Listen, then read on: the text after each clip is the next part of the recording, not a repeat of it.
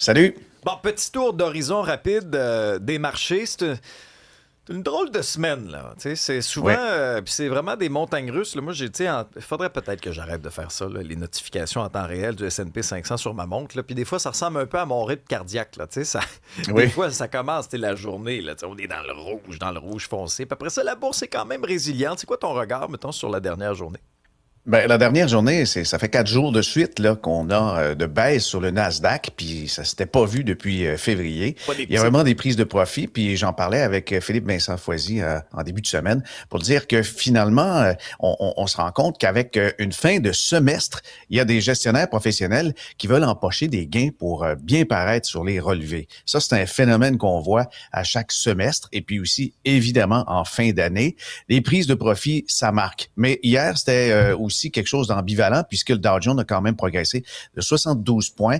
Nouveau record intra-journalier historique. Puis Caterpillar, ça c'est bon signe. Au niveau de la construction, le titre a bondi de 6 Mais on retient hier dans la techno, c'est Apple qui a plombé tout le secteur. L'action a chuté de 6 après l'annonce de hausse de prix des MacBooks et de l'iPad.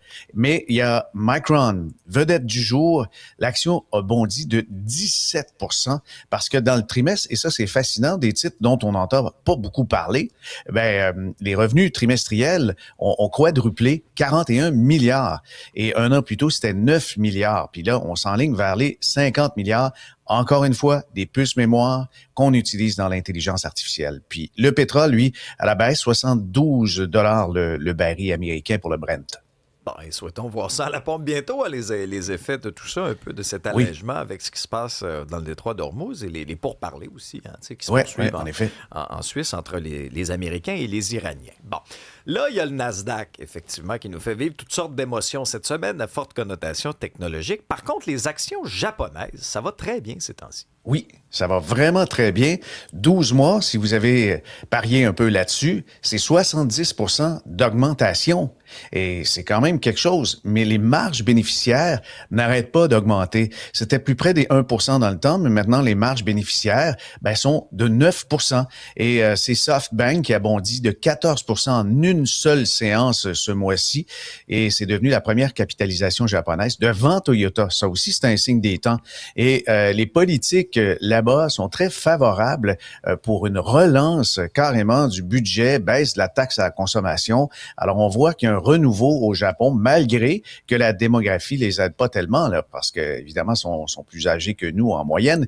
Et les valorisations, ça, c'est encore raisonnable. Ça veut dire que le cours-bénéfice, les actions sont moins chères. On parle de 19 pour le Japon, 21 pour le S&P 500, mais les bénéfices sont en hausse. Alors, il y a vraiment un attrait majeur pour le Japon auprès des gestionnaires institutionnels. Ben, puis tu sais, d'où l'importance aussi, puis ben, tu sais, c'est une notion, là. Vous allez me dire, c'est pas de mettre, tu sais, pas tous nos œufs dans le même panier. Parce que Effectivement. lorsqu'on se limite, par exemple, que ce soit juste sur le marché canadien ou que ce soit juste même sur le marché américain, même si, par exemple, quelqu'un investit dans un indice comme le S&P 500, qui va regrouper les 500 plus grandes entreprises américaines, bon, t'es pas si concentré que ça, mais t'es concentré géographiquement, Fabien. C'est Et tu ça. Ça prives de prend quand belles même de la... opportunités un peu partout à travers le monde.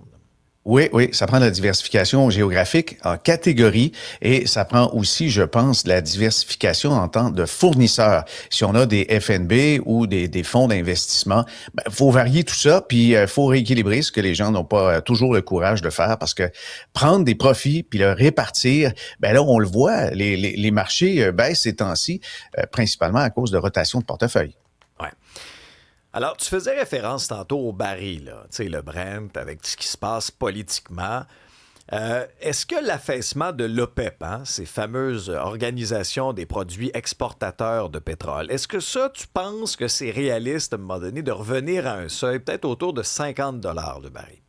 Ben oui, parce qu'il y a vraiment mésentente. Il y a des pays qui se désaffilient de l'OPEP et ça fait en sorte qu'on a de la surproduction interne. Le fait qu'on ait fermé le détroit d'Ormuz, faut comprendre que un puits de pétrole, c'est pas comme un robinet, là. On peut pas l'empêcher de couler. Il faut stocker du pétrole. À un moment donné, on manque de place et on doit donc l'envoyer quelque part. Et c'est peut-être pour ça qu'il y a eu des affiliations. Mais Goldman Sachs, pour cette année, voit déjà un excédent mondial et le baril autour de 56. Mais les Saoudiens, eux, disent non, le baril pourrait aller plus bas, vers 50 $ parce que la production, on la baisse, on tente de la diminuer, mais il y a vraiment des surplus. Et ça, c'est un paradoxe aussi, la guerre Iran-Israël, parce que malgré le conflit, l'OPEP n'a pas pu compenser les barils perdus dans le détroit d'Ormuz. Et puis, la concurrence maintenant, en dehors de l'OPEP, ça s'élargit. États-Unis, Brésil, Canada et Guyana. Surveillez ce pays-là parce que les découvertes au niveau pétrole dans le nord de l'Amérique latine,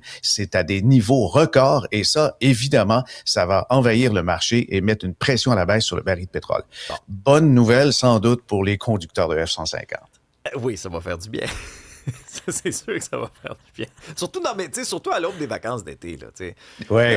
Plusieurs là, qui nous écoutent commencent Tire la roulotte. À planifier ça. Ben oui, c'est ça. Là, tire la roulotte, amène le bateau. Puis on part des fois en vacances avec nos bébelles. Là.